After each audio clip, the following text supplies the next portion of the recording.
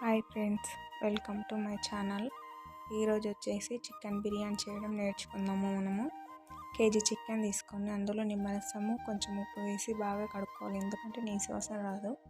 అలాగే అదే చికెన్లో కొంచెం పసుపు, నిమ్మరసము, ఉప్పు వేసి బాగా కలుపుకొని పక్కన పెట్టాలి 5 మినిట్స్. ఎందుకంటే మనం బిర్యానీ చేసినప్పుడు ముక్క అనేది జ్యూసీగా వస్తుంది. అలాగే బిర్యానీలోకి మనం మసాలా ప్రిపేర్ చేసుకుందాము. ధనియాలు, నా దగ్గర ధనియాలు లేవు కాబట్టి ధనియాల పౌడర్ తీసుకుంటున్నాను.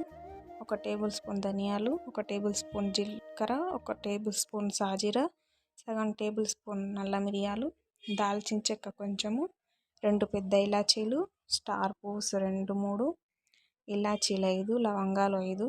ఇవి మెత్తగా గ్రైండ్ చేసుకోండి. అలాగే అదే మిక్సీ జార్లో కొంచెం అల్లము, కొంచెం వెల్లుల్లి రెబ్బలు, కొంచెం పచ్చిమిర్చి తీసుకొని బాగా మిక్సీ చేసుకోండి.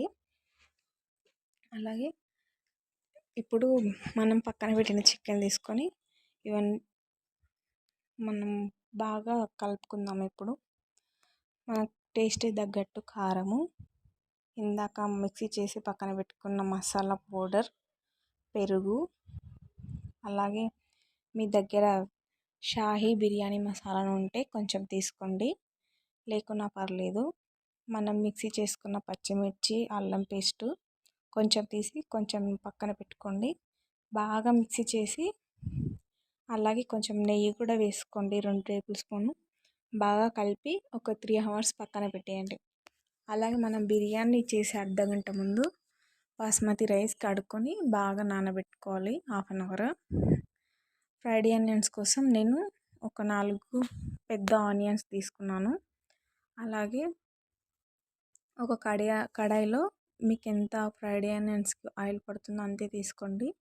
ఫ్రైడ్ ఆనియన్స్ బాగా వేగాక పక్కన పెట్టుకొని ఇందాక మనం పక్కన పెట్టిన చికెన్ తీసుకొని అందులో కొన్ని ఫ్రైడ్ ఆనియన్స్, కొత్తిమీర వేసి కలుపుకోండి.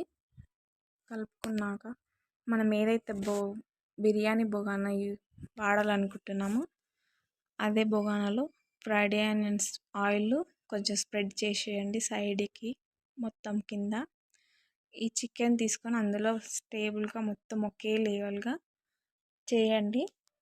చేసిన తర్వాత మనం ఒక గిన్నెలో వాటర్ తీసుకొని రైస్ పెట్టుకుందాము. గిన్నెలోకి మనం ఇంట్లో ఉండే ఇంగ్రీడియంట్స్ మొత్తం వేసేసి అన్నం కుక్ అయ్యాక 2 లేయర్స్గా అన్నము, రైస్ మొత్తం తీసేసుకోండి. అంతే ప్రాసెస్.